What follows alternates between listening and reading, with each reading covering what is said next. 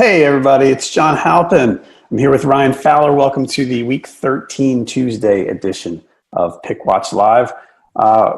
Ryan, Marcus Mariota said he didn't break it. He broke Kurt Warner's completion percentage record, but that had already been broken by Phillip Rivers the day before, and the Titans still got their butts kicked.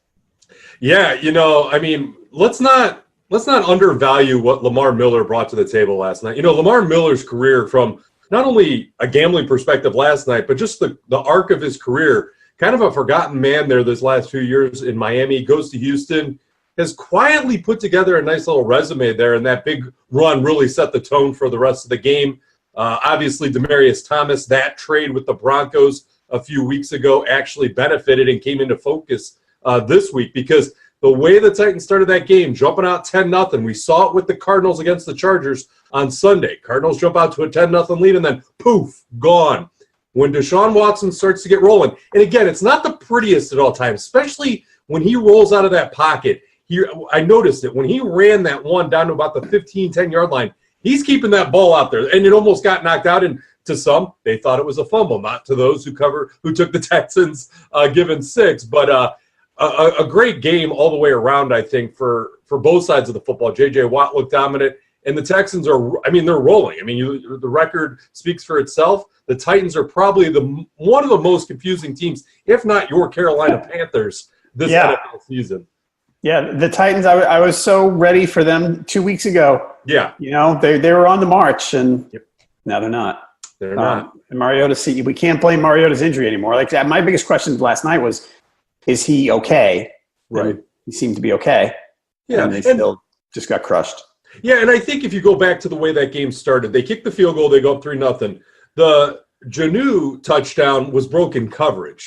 So after that, it was crickets, right? They did score another touchdown later, but, Deion Lewis, I don't know where Derrick Henry's been this year. So it's just like, the Titans defense, it got torched last night. I still think it's an above-average defense in the NFL. I think that's safe to say.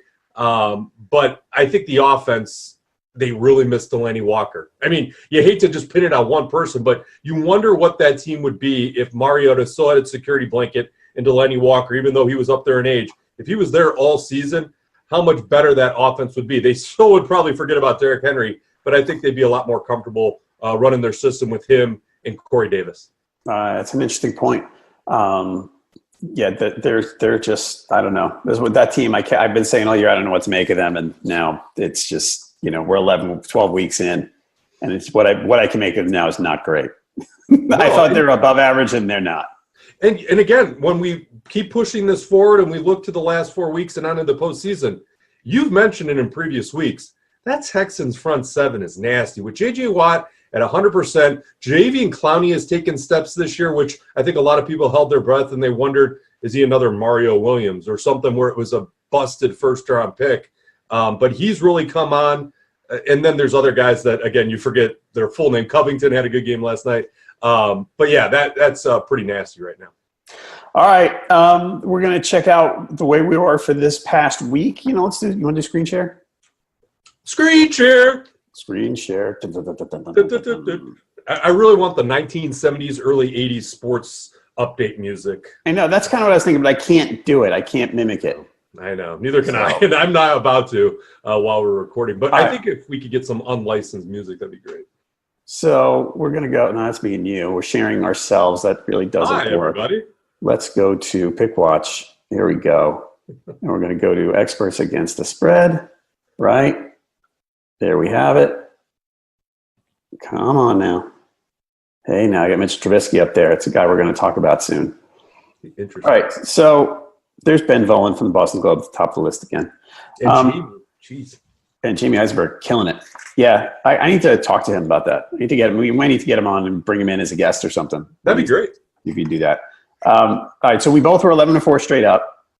I was 9-6 against the spread. Had a solid week after a couple of bad ones. I was pretty happy with myself. It wasn't spectacular, but it was solid. And you had to go one-up me. Oh, my phone's ringing. Go figure. Oh, that's cool. You had to go one-up me. So you were 10-5. You started fast, slumped a little, came back. Yeah, I had the way that the Thanksgiving Day games went 3-0. I felt pretty good. going to the weekend. And then the only one that I missed in the early window was the Carolina Panthers, aka one of the most confusing teams in the NFL. And then that late window, I don't know if you could, there you can see it on the screen. Yeah, there you go. Man, when the Cardinals jumped out 7-0, based on the way that they played at Kansas City, and remember we talked about that last week, where they kept it close enough with the 16-point spread at Kansas City, and then Aaron Rodgers is dead to me. You thought you were going undefeated, didn't you? You had that brief thought in your head that you were going undefeated for the week. I thought I was going to have a 13-2 week. I did. I thought I was going to have 13-2 because I felt good. You thought undefeated. Admit it. No, you're never going undefeated in this. The odds makers build those big buildings in Vegas for a reason. It's not for me to go undefeated. All right. Well, all right. So where we are right now, Ben Volen from the Boston Globe went 9-6 against the spread. He's still in the lead.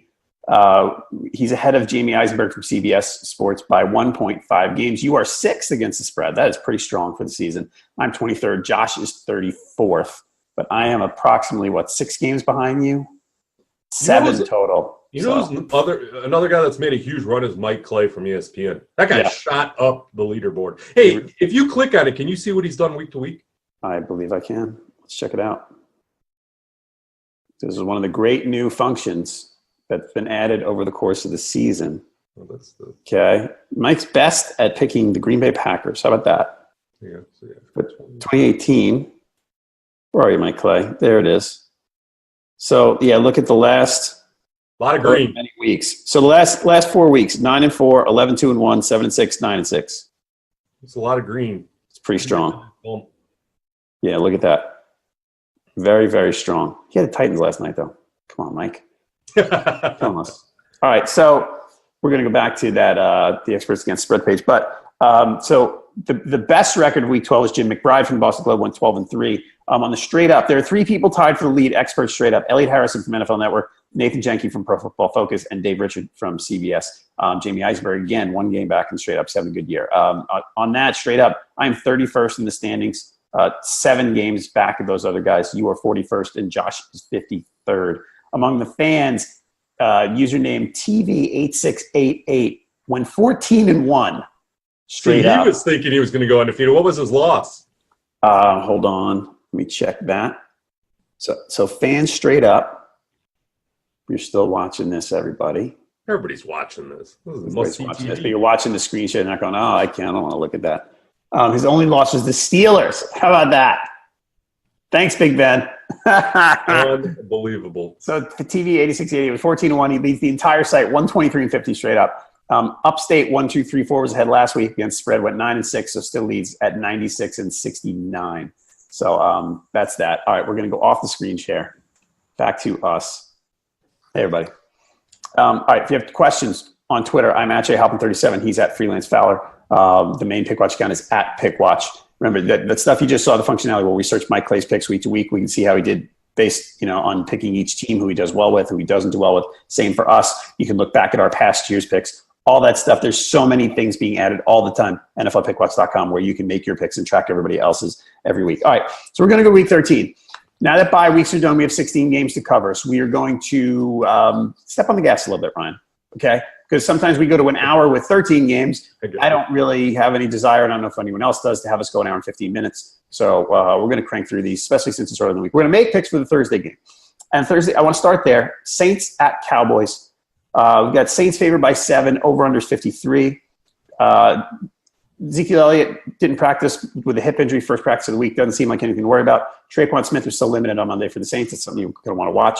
But they threw to every person in the world beyond him, a bunch of guys we literally never heard of. Keith Kirkwood. What is that? I mean, I'd heard of Austin Carr and Tommy Lee Lewis. Who's the fourth guy? Tom Arnold? Dan Arnold? Dan Arnold. His younger brother. Right. Kevin Arnold? I don't know. Kevin Arnold. So, Wonder Years. Nice. Yeah. He's hosting a game show, a kids' game show on Fox. I watched it the other night, actually. My kids were watching. I'm going, oh, my God, really? It was him and Ricky Gervais. It was the weirdest combination. I'll talk to you more about it later. Anyway, Saints are 5-0 against the spread on the road. They have covered 5 in a row, including a not dominant but solid win at Atlanta on Thanksgiving night. Cowboys are 5-2 against the spread in their last 7. Dak Prescott said the other day the Saints put their pants on one leg at a time, same way we do. Okay, Dak, Can Dak put his pants on and have his team hang with the Saints? I think he can. Ooh, you think he can? Let's elaborate. I'll take less time for you to elaborate on how they're going to keep pace with that juggernaut. I think the Cowboys are a bit of a different team. I don't think they're dominant or awesome or anything like that, but I think Amari Cooper makes them different. I think it makes Zeke better. I think it makes Dak better. And he's finally being used the right way, which is great. I mean, being used the right way, you know. I mean, they're focusing on him more, which is good. But he's literally basically, I mean, to use the cliche, the stack boxes are going away. Sure. With him there, and that's great for Ezekiel Elliott. I think their defense okay. It's a home game. The Cowboys play very well at home, and you know, part of me keeps it. Look, you can't. No matter how good you are, you can't win by 2 touchdowns every week. 2, 3, 4 touchdowns every week. You can't. It has at some point. Some team gives you a fight. This seems like a situation where a team can give them a fight. There's no short week for either team. They're both coming off last Thursday, so we don't have that excuse for anyone. I just think it's, you know, I think the Cowboys make a game of it. You say they don't have to win by 2 touchdowns, or they can't win by 2 touchdowns. They have to win by 8. They don't have to win by 14. So let's look at this. You bring up a good point about New Orleans, throwing to every unknown household opposite of household name in the world, and they still cover against the Falcons. And yes, the Falcons just lost to the Cowboys, but it was close. Right. Yes, New Orleans has to go on the road, but you can't stop Kirkwood, Tommy Lee, Arnold, Austin Carr, who was a great basketball player for the Cavs back in the day. It's amazing he's playing football now. Ingram, Kamara, the defense is better. Yes, Cooper has made them a little bit of a more dynamic team. They played the Redskins, who I think it's funny. Their secondary is the best of times. It's the worst of times, depending on any given week or what mood Josh Norman's in. I don't see how the Cowboys keep this close. Now, let me ask you this. I'm going to take the Saints to cover the 7 because I think this is going to keep rolling. If this spread, and this is one thing we really haven't discussed because it really gets into the weeds of gambling, but you can buy points. You can move that. It's called teasing. You could take that 7 and you could buy the half point. If this was 6.5 or 6, do you still feel the Cowboys could cover this game? Yes. And you are committed to that for the next 3 days. The Falcons fumbled inside the 10-yard line 3 times. Yes, they did. I mean, that game, I said a minute ago, it wasn't down. It was 27-13 or 31-17. 31-17 because there was a 13-point spread. That was not a dominant Saints performance. I mean, look, maybe to what I said, you can't dominate every week. Maybe that was the non-dominant performance. Maybe that's it, and they go back on a roll. But they were not perfect. They didn't kick the Falcons' ass. But their defense made plays. Sure. When their offense, again, if Mark Ingram, Alvin Kamara, and Michael Thomas are muted as much as they were on Thanksgiving Day against the Cowboys, I will tip my hat and take the L on that one. I just can't see that happening 2 weeks in a row where you slow all 3 of those guys. And then one of the role players of Kirkwood, it's like a law firm, Kirkwood, Arnold, and Lewis, they pop up and score one of the extra bonus points. They're going to drop 30 again. And I think the Cowboys tap out at 21-24. It's going to be tight. I think that 7 is very friendly to the Cowboys. I will say this, again, Van Der Esch is a monster on defense for the Cowboys. Yeah, he's playing very, very well. By the way, Cowboys injuries, let's just check on that. Zach Martin was limited but expected to play. Tyron Smith might be a game-time decision. Taco Charlton looks like he's back. Where's still no idea. Nothing doing on Sean Lee or David Irving right now. So, I'm going to guess Sean Lee doesn't play. It sounds like that's not close anywhere. Oh, look, sunlight. See?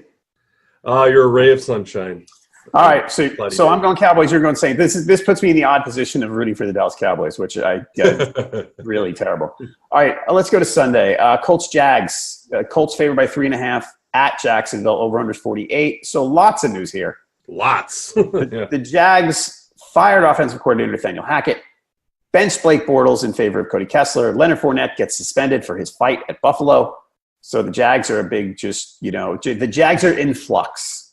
Let's put it that way. Colts side, Marlon Mack's in the concussion protocol. That's interesting news for them.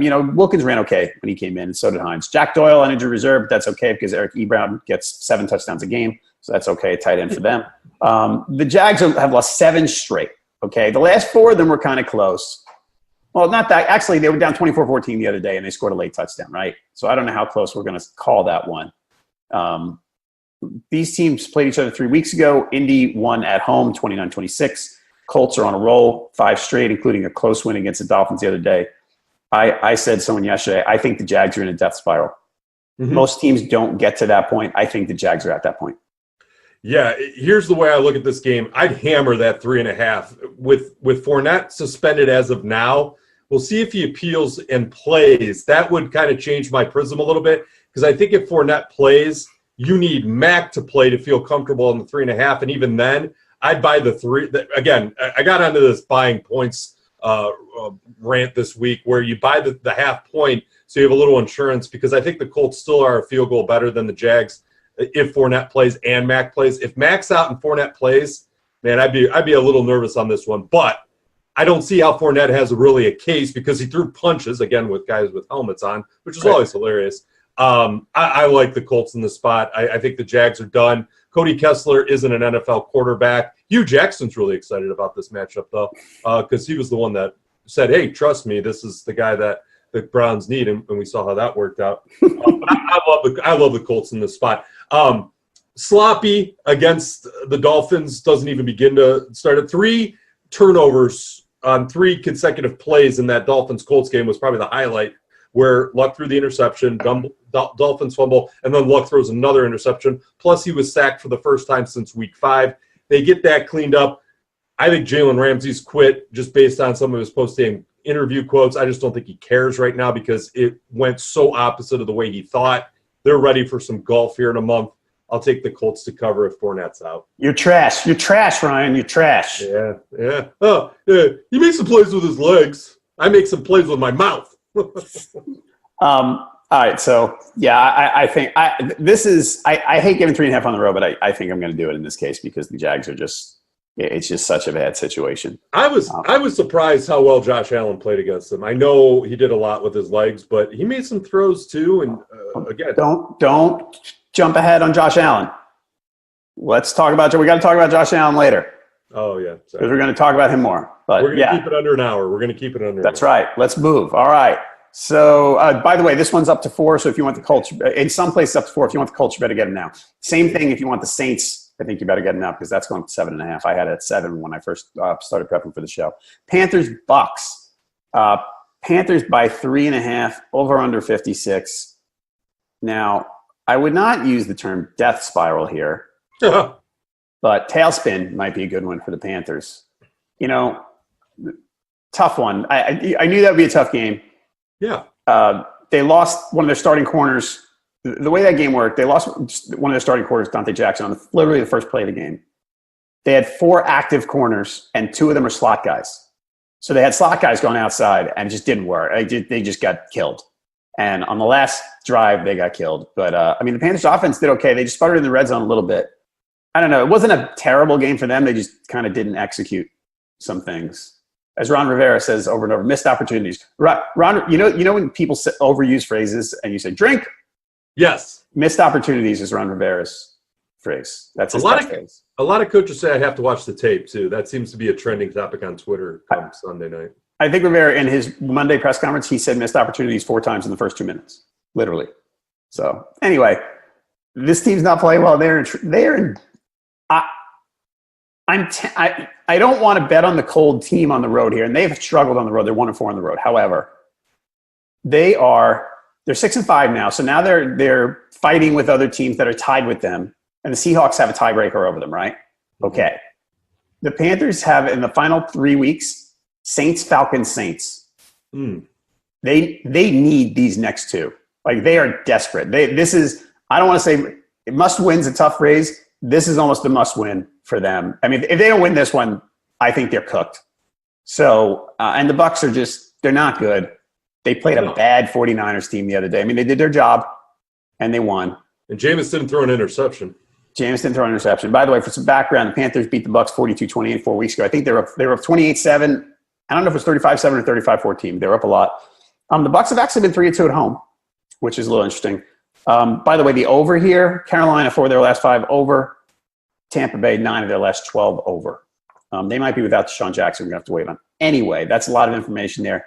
I think I'm leaning Panthers. This is, I talk about desperate teams a lot, and this certainly qualifies.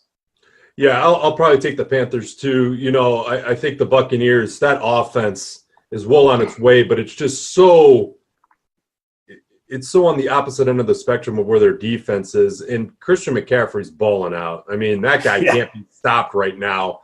And maybe that's enough for the Panthers on offense because, again, whenever you watch the flow of that game, I know Christian McCaffrey is brought in to do what he's doing currently, which is a heavy workload. Is something wrong with Cam Newton we're not talking about? Because Ed Werder, famous former ESPN reporter, and I have noticed the same thing. Cam Newton's not running. He did last week. He ran more last week. They got back into it. But again, once they get into the 5, and you talk about these red zone possessions, especially in Detroit, he's not calling his own number like he has in the past. And these are touchdowns where when you have to cover the hook on a 3.5, Cam Newton doing those things in the red zone, especially inside the 5, are going to be the difference between a win and a loss. Same thing with Mr. Gano, who's had probably one of the roughest 2-week stretches, maybe 3 weeks of his career. These field goals, all these missed kicks are killing point spreads. It's changing the entire thing because then when a coach falls out of favor with his kicker for the rest of the game, they start going for 2, and the math all changes. So, again, we can't sit here for 5 minutes and chop up Graham Gano's impact on the game, but when you're looking at 3.5 and you need Gano to make his extra point and then a field goal, those things have started to come into focus, and that's what's kind of a little frustrating about gambling on this year is just the kicking's been so inconsistent across the board. Phil Dawson was just like one of the – I know he's 100 years old, but was placed on IR for Zane Gonzalez out in Arizona. Like, these kickers, and Gano is a great example the last 2 weeks, are hurting point spreads and gamblers' luck. So I hold my breath, but I'll take the Panthers because I think this over could hit. I'm just wondering if the Panthers score enough. Yeah, and the Panthers, one of the things about the Panthers and why the over looks nice to me here is because the Panthers are not getting any pressure on the quarterback. Right. And Jameis has a lot of weapons there. I mean, he might turn the ball over a little bit. So, and, the Panthers might be down a corner, like we said. So this is, there's going to be a lot of points here. I lean Panthers. I like the over. Yeah. So, all right. Ravens 2.5 over the Falcons. Over-unders 49. That's at Atlanta. Let's see if we've got any movement on that spread here. What do we got? There's the Giants is off. Okay. Oh, so now we're 1.5 in some places. So which Falcons money coming in. Falcons money coming in, and I understand why. So John Harbaugh, what did he say Monday? Like basically, he's hinting that he's going to use a committee at quarterback if Flacco's ready. We don't know if Flacco will be ready yet. Like we haven't heard officially. But, I mean, he's talking about a committee. Hey, maybe I'll throw Lamar out there. He's being cagey. And he might not tell. The thing is, if you want to bet on this game, he might not tell us before kickoff, which is a terrible way to bet on a football game, not knowing who the quarterback's going to be, because especially when the quarterbacks are so dramatically different in style and will result in such a big difference in how the team approaches the game. Right. I avoid unless we know more before the end of the week. Just forget it. Not worth it. I'll take the Falcons without knowing. I think the Falcons can win this game. I know that everything has looked ugly, but like you said, just untimely turnovers last week, and you kind of have a different game. Plus, the other thing, again, if Lamar plays the majority of the snaps, and again, not knowing does kind of factor into this decision. In the blessing of doing these on Tuesday morning. There's 2 weeks of tape on them now. I mean, again, NFL coaches, some of them are really dumb and they lose their job. A lot of them address what is going on. And yes, it's hard to control an option quarterback the way that Lamar has played, and especially the way that your boy Gus Edwards has played out of Rutgers. Are you rah-rah? And the Falcons can't stop running backs. But I still think this is a spot where the Ravens, they got that Suggs scoop and score late last week. That game was a little bit closer against the Raiders than it probably should have been. Yeah. So I think the Falcons offense kind of bails them out on this one. They get a late season win, a little pride check there, and they roll on into Week 14 as winners. I think I'm with you that if for the purposes of this, if I pick every game, I'm going to most likely pick the Falcons. Yeah. But if you have to, look, don't bet on a team or against a team if you don't know who the quarterback is. It's just it's pretty basic. Yeah. And if you have two quarterbacks, you don't have one. Right. All right. So some background in this game: the Falcons are 2-4 against the spread at home. Both of these teams are 1-4 against the spread in their last 5. For the under, Baltimore's been under 6 of their last 9. Atlanta's been under 4 of their last 6. Again, the over-under here is 49. All right, Browns-Texans. Last I saw was Texans by 4.5 at home. Let's see if that changed at all after last night. I still see 4.5. I see an over-under of 45, which is about right. So Baker Mayfield, how much do you love that guy? The statues have built. Yeah. Canton has been on the phone all weekend. He was at the Cavs game last night, got a standing ovation. That's great. With like the Quicken Loans Arena half full because the Cavs are where the Browns were. Amazing performance. I texted my dad, and I know we want to keep all these tight, but I texted my dad and I go, because my dad doesn't watch Browns games anymore. He's kind of he misses Jim Brown is basically what it comes down to. But I told him, I go, I know you don't tune in, but you're missing one of the best quarterback performances the Browns have had in the last 20 years since they came back. You might want to turn it on. It was such a clean first half. They played uber conservative in the second half, which I wasn't thrilled about. Nick Chubb, I think he averaged like 2.5 yards per carry because they went so conservative in the second half. But a lot to be thankful for on Thanksgiving weekend. From a Browns fan perspective, they're trending in the right direction.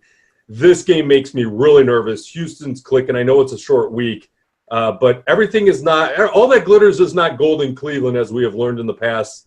I would probably lean Texans in this just as a slight regression to come back down to earth, especially with the way, like I said, that front seven's playing, and Baker has been pressured in the past, and I don't think that's something you could clean up in a 3-week span.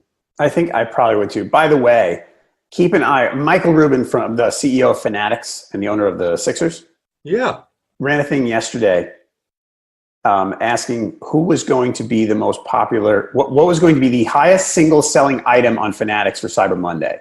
Mm-hmm. And I was going to answer. And my initial reaction was blue Saquon jersey. Ooh, nice. But I was looking at some of the comments because I thought it was kind of interesting. So I started looking through it. So many people picking Baker Mayfield. Really? So many people pick, people are buying on this guy.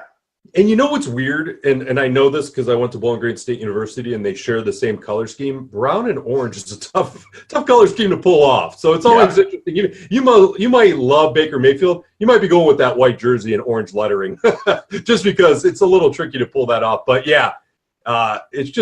it's nice to have competency behind center. And the other thing that he looks so good about, and again, the Bengals are completely reeling, and Marvin will probably survive another year and come back. Who knows? But Baker stepping up in the pocket, stepping up and sliding over in the pocket and looking downfield, not running out of bounds, throwing it away. There were signs of like, oh my gosh, this is a professional quarterback. Again, it's so shocking to be able to watch a Browns game for 4 quarters and be entertained. Yeah, they went a little too conservative and Driscoll almost burned them, but I was pleasantly surprised. Again, there is holes in this game as we saw in the second half, and that's why I think the Texans, with how they're rolling right now, kind of exposed some of that. I think a lot of teams, especially with the way the Texans have won 7 straight, they're discounting Demaryius because he's only played in 2 games. That's going to come into focus as we get down the stretch because with Nuke Hopkins getting double covered, you're going to What did he catch? 2 touchdowns last night? Yeah. Was it 2? Yeah. So efficiency-wise, that's going to – and Kiki Kuti got hurt. Right. So it's really going to be Thomas, Griffin, the tight end, and Nuke, along with a lot more Lamar Miller. And I think it's just a lot of weapons that I don't think the Browns are ready for. Browns didn't have to face A.J. Green. So just keep things in mind in perspective when you look at this game. All right, next up, Bills-Dolphins. Dolphins at home favored by 5. Over-under is 45. Let's see if that has moved at all. No, 5 and 40 and a half is the over-under. So the Dolphins have lost 6 out of 8. Last game was close the other day at Indy. Get Tannehill back. But they're 4-1 at home. 4-1 against the spread at home as well. The Bills, on the other hand, the Bills are pesky. They're better at home for sure. Josh Allen, 6 starts. The Bills are 3-3. He's scary with his feet. He's better than the other guys for sure. I mean, he has trouble throwing the ball, and I don't know when or if that's going to get better. But you're right. He makes plays with his feet. And I think in preseason, I said this to someone on a fantasy podcast yesterday. When I watched him play the Panthers, he came in the fourth quarter, and what I noticed, and this was a very fantasy-centric thing, that I noticed as soon as he got in trouble, he just tucked the ball and took off. Right. And, okay, I mean, it gets yardage, and they don't get a lot of yardage otherwise. It's not ideal. I did see Kelvin Benjamin made a random catch that was clutch. Like that when they were popping around on Red Zone Channel, I'm like, oh, I keep forgetting Kelvin Benjamin's there. Yeah, they try to forget he's there too, I think. I don't know about this one. I'm leaning Dolphins here. Yeah. Because the Bills, we got to remember the Bills, they had a nice effort the other day against the Jags, and I thought they were going to pull that off. They're not good. And the Dolphins are not terrible. Much as they got Tannehill back. And they're terrible, they're 5-6. Yeah, and they got Tannehill back. I mean, it's one thing to look at this game and say, oh, Brock Osweiler. And if Brock Osweiler's the starter, it's probably Bills 4, maybe 3.5, because Brock's going to bring that point spread down. But the other thing we have to keep an eye on, Kenyon Drake injured his shoulder in the game against the Colts. He is no contact in practice this week. I just double-checked to make sure I read that right yesterday. So that's a big part of their offense. I mean, there's only so much Leonte Carew to go around to make plays in the passing game. Rutgers. Are you kidding me? No. How is Rutgers this like powerhouse in the NFL? Well, I shouldn't say powerhouse. They have these fringe players that have a great moment in time, and then their team stinks. Anyways, they can recruit 1 or 2 good guys. Is that what it is? It's still basically when Greg Schiano was there, they recruited well, and there was a slow drop-off to now where they can't recruit anybody. Yeah, I guess 4-year window. But, yeah, I like the Dolphins here. Man, I'm going to take the over on that. You're going to take the over? I'm going to take the over because, again, Josh Allen puts them in a position where they can at least score. And the one thing that you also have to keep in mind, and they did it again, is points off of turnovers. That is just a big part of what the Bills do, and I think there might be a cough-up or two on Tannehill's side of things.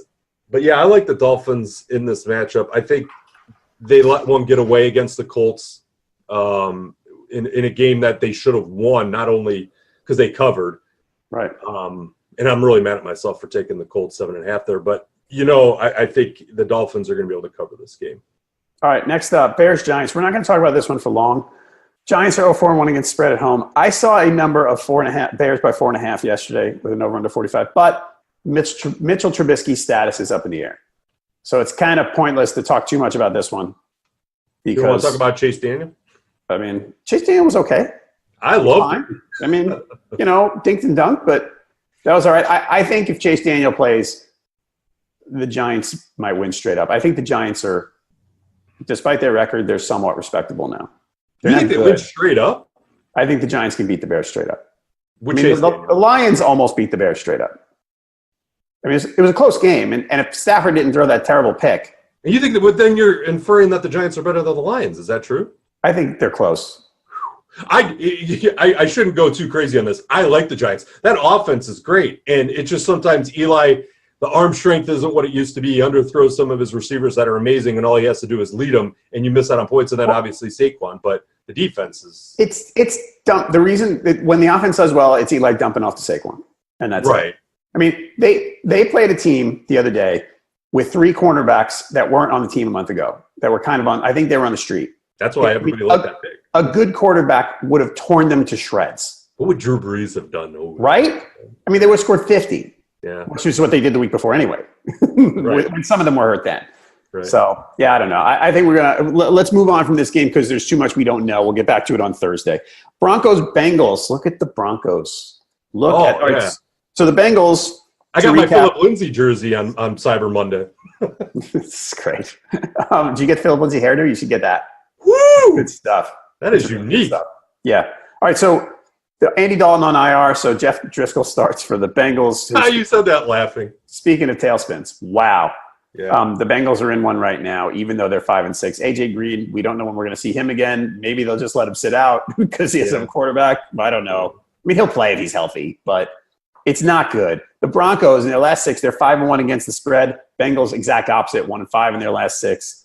But the Broncos have been as shaky as the Broncos have been on the road. I looked at this game last week when I looked at Browns Bengals. I went, "You're telling me with a 1-point spread?" It was a 1-point spread at the end that the Bengals were favored. I'm going, we're now saying that the Browns are basically a better team than the Bengals on a neutral field, and yep, they were. Yeah, and the Broncos probably are too.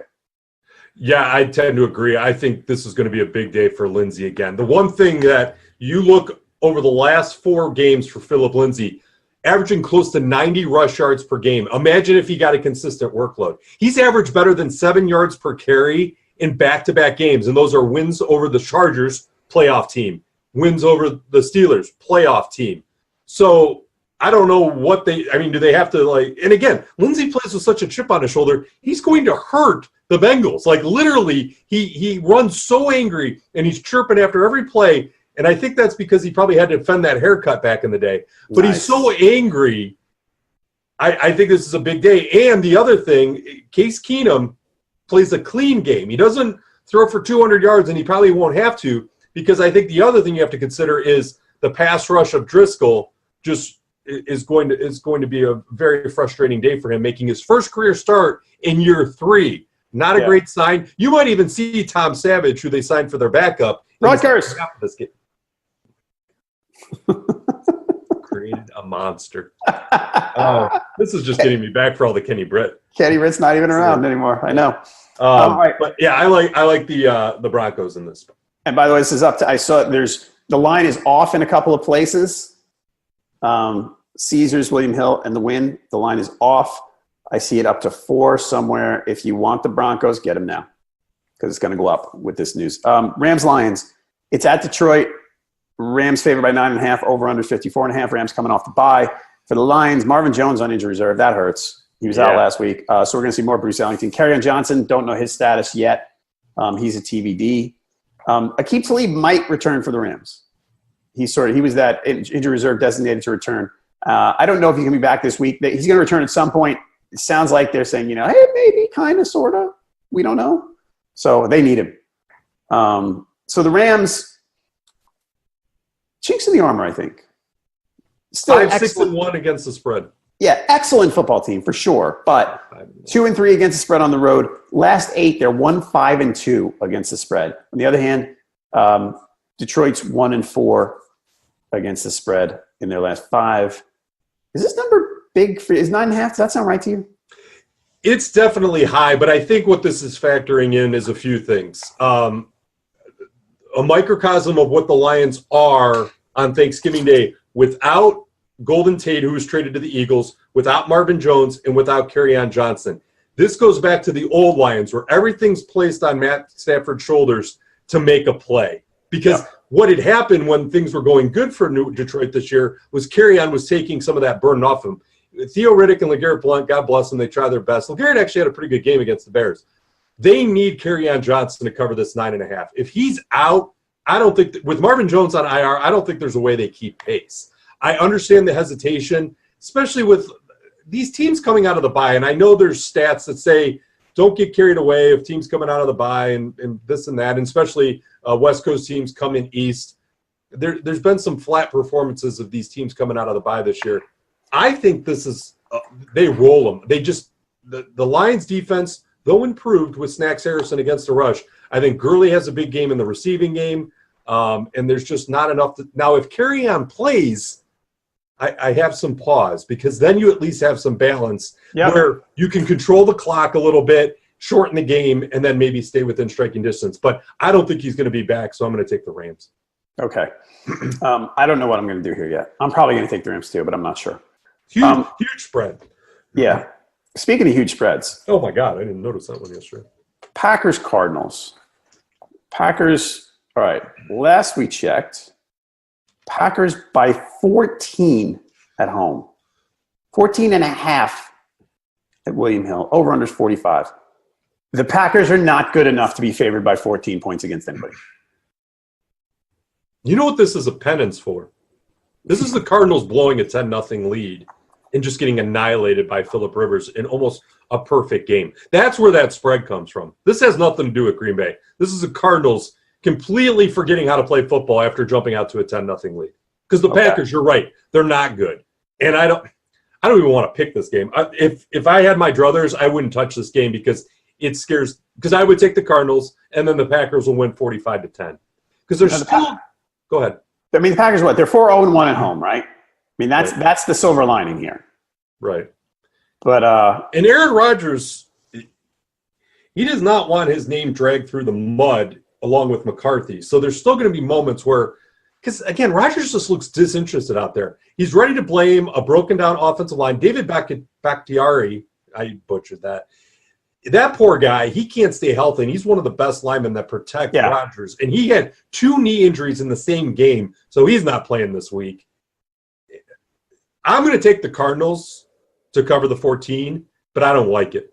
I don't like it. I'm with you. I don't like it because the Cardinals' offense is just – it's not good. I mean, they have some good players. I mean, Josh Rosen's – I don't think Josh Rosen has a lot of help. I'm still a Josh Rosen fan, and I feel like he needs a little more. The offensive line help's not quite there. And Rosen's 2 years away from being competitive. Maybe, but the same thing. I mean, I look at it's sort of it's a head, not a heart bet. And maybe the head's wrong, but I look at this, like I said, from the thing I said at the top, the Packers are not good enough to be favored by this much against anybody. It's just not. There's not. I don't think they're a good team. 28-10 is ringing in my ear right now, Packers. Maybe, but that's close. So, all right. Next up, another big spread: Chiefs Raiders. This one well deserved, I think. Yes. Let's see. What do we have here for late? This is still 15. Chiefs by 15 at Oakland, over under 55.5. Chiefs coming off the bye. The Raiders 1-4 against spread at home. The Chiefs 5-0-1 against spread away. Look, the Chiefs are 9-2 with field goal losses on the road to the Patriots and the Rams. These dudes, I think they're winning the Super Bowl. I'll take the Saints. It's a good pick, but I love the Chiefs, and I think the Chiefs are going to just blow up the Raiders. You think they're going to cover the 15? Yes. On the road? Yes. But that's interesting because when the Cardinals went to Kansas City and it was 16, you like the Cardinals. That's interesting because again, things change, things evolve. You see what the Chiefs were able to do at Los Angeles. I'll tell you why. I remember that one now, and that was because remember what I said about the Saints earlier that you can't win by 2 touchdowns or 3 touchdowns every week.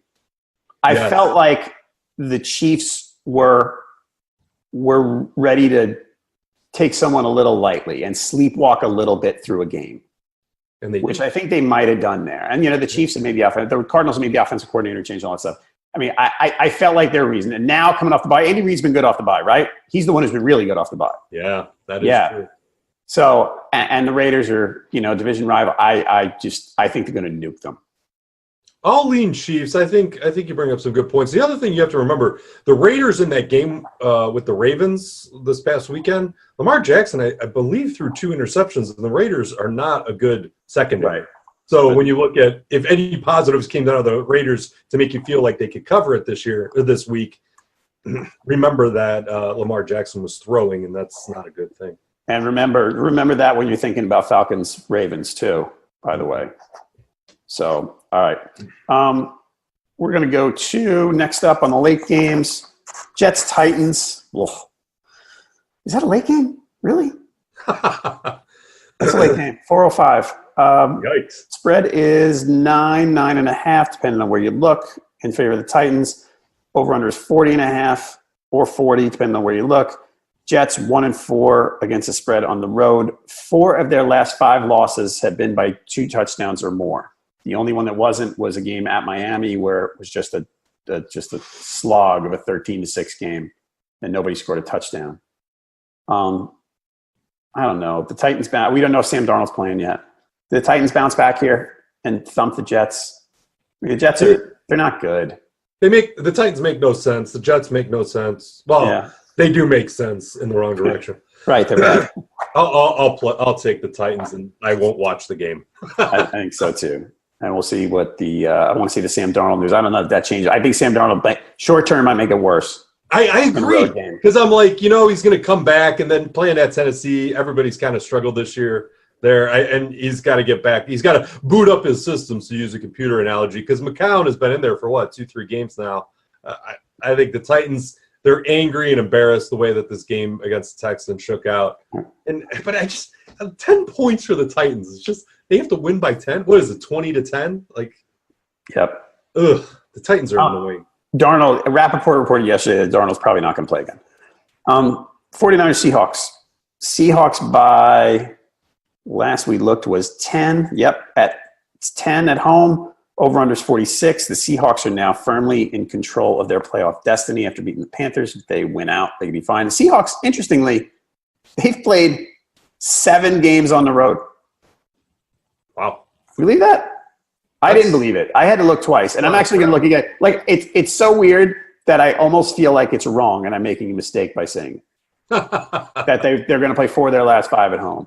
But right now, looking at their schedule, they're playing home for the 49ers, home for the Vikings, at 49ers, home for the Chiefs, home for the Cardinals.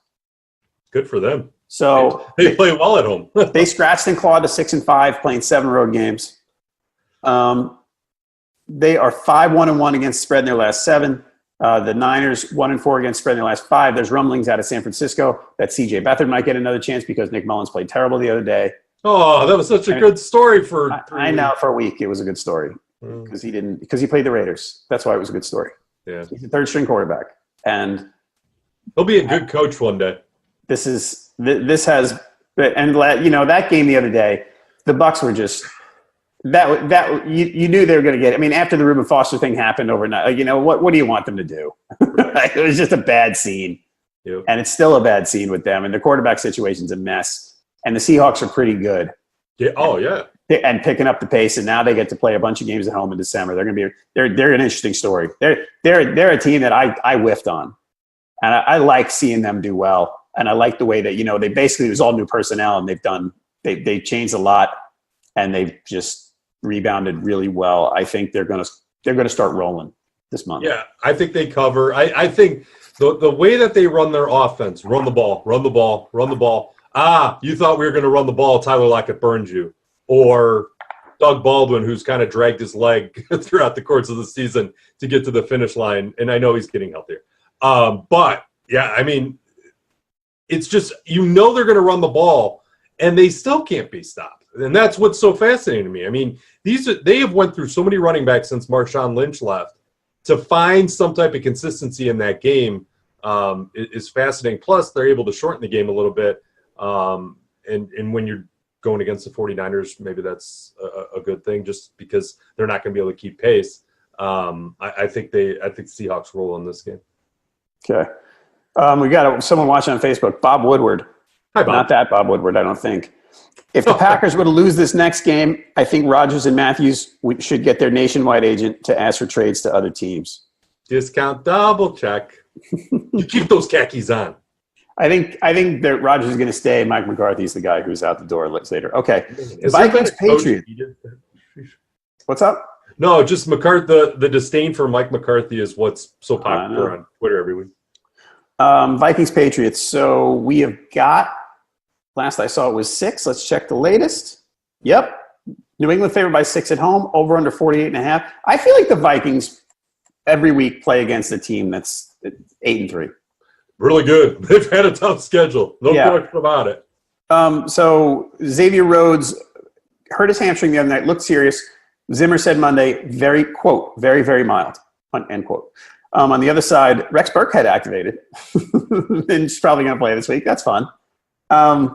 Patriots are 5-0 straight. They have won all 5 at home. They're strong at home.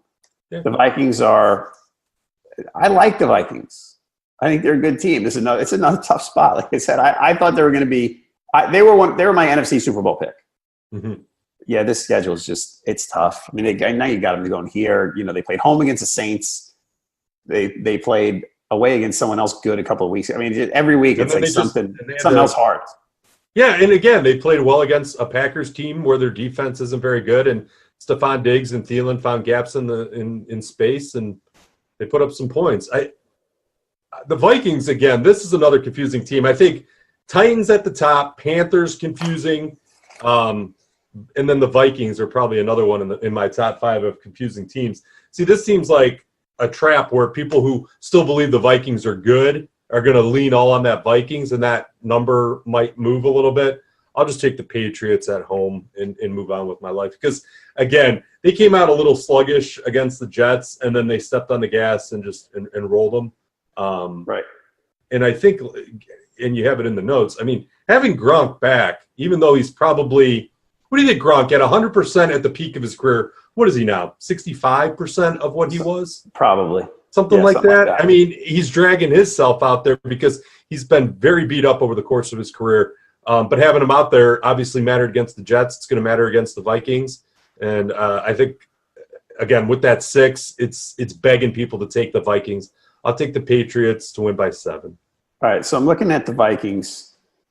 So they played at Chicago last week, lost by 5. They beat the Lions before that. They lost at home to the Saints. They won at the Jets. They won at the Eagles. I don't know. I'm tempted to take them here. And Dalvin Cook is a big factor of being in and out of the lineup throughout the course of the year. Dalvin Cook is a huge asset for them. He runs hard, and he has a little bit of case of dropsies and fumbles, but when he plays a clean game, that's a huge benefit for what they're trying to do, especially with what Thielen and Diggs have done on a weekly basis this year. The problem is Cousins crumbling under the pressure of this game. I can see it. He has a lot of pressure on his shoulders with the amount of money he's making and what the Vikings are expecting of him going against the GOAT on his home turf. That's going to be a tough spot for Cousins to come through, I think. He makes mistakes. Cousins comes up with mistakes sometimes, and I think this is a game, even though the Patriots secondary is terrible because Josh McCown was able to carve it up a little bit. I think Cousins makes enough mistakes that allow the Patriots to pull away. All right. I think it'll be a close game. But that's my early week thing. I got to dig into this a little more. All right, next up, Steelers-Chargers Sunday night, which looked more fun. Over-under is 51.5. This looked a lot more fun when Melvin Gordon was playing. Oh, yeah. It slipped my mind until you brought it back up again. Yeah, Melvin Gordon hurt his knee. He's going to be out at least this week. Sounds like a few weeks. That was a nasty play, too. Yeah, it was. Chargers are 4-1 against the spread on the road. Under, by the way, 51.5 is the under. Pittsburgh's been under 4 of their last 6. Chargers been under 4 of their last 5. Food for thought there. This is a game where so the Steelers, we agreed that the Steelers are a legit Super Bowl contender. Super Bowl? Yeah. No. No? You don't think so? AFC Championship? Sure. Super Bowl, no. Okay. No. I don't think their defense is good enough. And I think Ben Roethlisberger, Father Time's starting to catch up with them a little bit. He's a slow guy, but the idiom is he's a half a step slow, and I think that matters with how good some of the teams are in the AFC and definitely the NFC. All right. I think if the Steelers had won last week and we're still on this great roll, I would have leaned more toward the Chargers sneaking in there and winning one. Sure. And now that the Steelers lost that game, I don't know. I like the Chargers. I really do. I know. And Joey Bosa's starting to he's elevating that game already. It didn't take long to get him back to full speed. I think he had 2 sacks against the Cardinals. I think you're right. I don't have it in front of me, but I think But, he just looked good, too, and that was a painful game. Because, again, Chargers almost played a perfect game, except for a lot of people were critical of having Melvin Gordon in there at all because he was already dealing with an injury. I like the Steelers in this spot. I think – again, and it's always brought up, the Steelers playing at elevation. I don't know how much of that Steelers Broncos game you watched. Antonio Brown was sucking oxygen every 2 seconds, and that guy's probably one of the most fit guys in the NFL. So I don't know if he was under the weather or whatever. I mean, he was sucking wind and getting as much oxygen as possible. So you can't understand that. I think that impacted that game, and I think the Steelers, they kind of have a lot of pride at home, and I think this is going to be a great game. I'll take that over at 51.5. I'll take it over in this, yeah. Okay. Yeah, I wonder if they're going to knock each other around a little bit in this game. Oh, you think a little bit of a grind out between the 40s early on? Because the Chargers defense is really good. It is. I think it's fair. I'm not going to change my mind on the over, but I take your point there. Again, my whole buying points thing this year or this week, Chargers 3.5. Steelers might just be a field goal better than them. So it's like, this is a hard one. This is not one of those games I go out of my way to pick a side. I like the Steelers. Again, I'm a big believer that the Steelers' home field advantage is true, and especially after a loss. They have always played really well at home after a loss. And you have the West Coast, and it is the late window, so it's only 1 o'clock. But you have that West Coast team going east. Nobody wants to travel and sleep in another bed. Plus, for as clean as Phillip Rivers played against the Cardinals, he'll come back down to earth. The thing is, Phillip Rivers has not made mistakes this year. There's been a lot more mistakes made by Phillip Rivers in years past, and he's not making them this year. He made that bad one against the Broncos. He made it terrible. He blew that.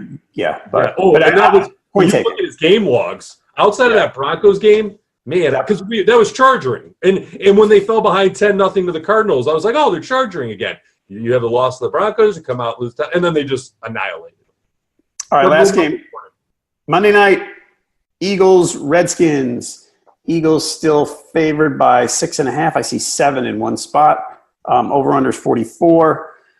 So a lot of injury stuff. Chris Thompson thinks he might play for the Redskins. Jameson Crowder, we're not sure about him. Jordan Reed didn't practice Monday. We're not sure about him.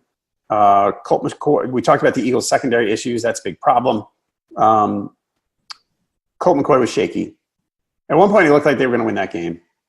But he's a backup quarterback. I mean, he's a decent level backup quarterback compared to other backups, but he's still a backup quarterback. The Eagles straightened things out against the Giants. They had a very tough first half. They turned up the pressure on Eli. I wonder if they do the same thing to McCoy. Remember, the Redskins are still struggling with some injuries to their offensive line. I don't know. I think the Eagles. The Eagles 1-5 against spread home. I look at this game and I go, you look at a game and you say, God, I hate the way that team's playing. I don't want to bet that team. I feel that way about both of these teams. Right. Like I just don't. If they were playing someone else, I'd be happy to bet against them, but I got to pick one, and it's probably the Eagles. Yeah, I lean Eagles in this, even with the laying the 6.5. I just Colt McCoy maybe makes a play or two early on, but I think as the course of this game goes on, even with the depleted secondary of the Eagles, he turns into a pumpkin again, right? And I think Carson Wentz has enough weapons. And again, Adams has run well out of the backfield for the Eagles. I think that there's just enough for the Eagles to win this game by a touchdown, if not 10 points. I'll take the Eagles on Monday night. But I agree with you. I think nobody – the Monday night games – I said this to Amy last night. The Monday night games from a matchup perspective – they're terrible. They improved the Thursday night package and the Monday night package from a matchup perspective. I don't know if they're just not reading the tea leaves or what, but – they've been some dog games the last few years. Well, one thing about the Eagles that I don't like, I mean, there's a lot of things I don't like, but when they got Golden Tate, I mean, they're going to – Peterson said he's going to keep running Josh Adams, which I think he's good. I mean, he's not a great running back, but he's at least they finally found some focus in their backfield. With since Ajayi's been gone, they haven't had it. But the receiving core, it's almost like they got Golden Tate and without – totally thinking about how they were going to integrate him.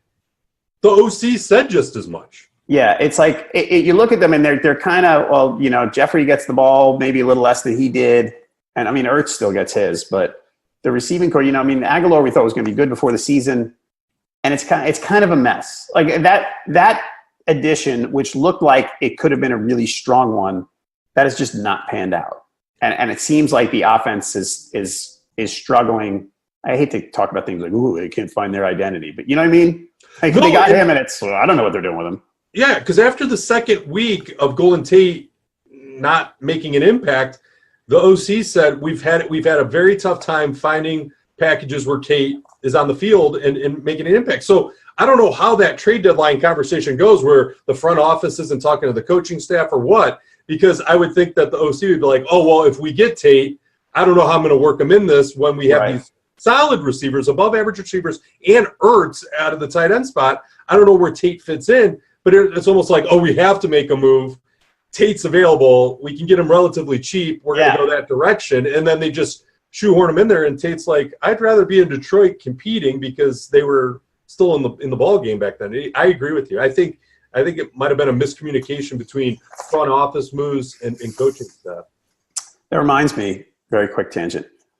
Many years ago, probably year 2000, if I remember, the Yankees that was their third World Series year. It might have been a few years later. It's around that time. And near the end of the year, so they're loaded like they always were then because they're paid everybody everything. and Jose Canseco was on the trade block. And he was on the downside, but he was still okay. And it was a waiver trade at the end of August. And Brian Cashman, the Yankee GM, he basically claimed Canseco to block a trade to someone else. And they were like, okay, take him. So Cashman went to Joe Torre. He was like, so I got this news for you. And Torre was like, what the hell? I've never heard that story. Yeah. I'm still mad at the Yankees for blocking the Chuck Knobloch trade to the Indians back when we needed them. Hmm. Before the Knobloch throws heard around the world, if you know what I mean. Oh, my gosh. Which literally went around the world. All right. We're good. Let's move on. That's our hour. So we're going to wrap it. We did good. We did great, I thought. We always think that. We're awesome, right? So I guess. until you go 3-10 and reality hits you in the face. So we've got here. There's both ringing again. So the commenters, Bob Woodward, Jeremy Harper. Jeremy's been busy. Jack Lynch, thank you for watching and commenting. For people who are watching live, we appreciate it. If you watch later on YouTube, please like our Facebook page. If you're watching on Facebook, please subscribe to our YouTube channel. We will have this episode and just that Cowboys Saints discussion up on YouTube later today, so please check for that. Josh and I will be back on Friday morning, most likely 7 a.m. Eastern, live on Facebook, talking about all the week's games and recapping Cowboys and Saints, so please check that then. Again, make your picks and track everybody else's, NFLPickwatch.com. He's at Freelance Fowler on Twitter. I'm actually Halpin37. Our main account is at Pickwatch. Communicate with us any way you want, and go in the forums on NFLPickwatch.com if you want to talk to Sean and the development team, or just, chat with everybody. It'll be great. That's it for today's edition of Pickwatch Live. Again, I'll be back with Josh Friday morning, taking a deeper look at the Week 13 games. For Ryan Fowler, I am John Halpin. Thank you for watching Pickwatch Live.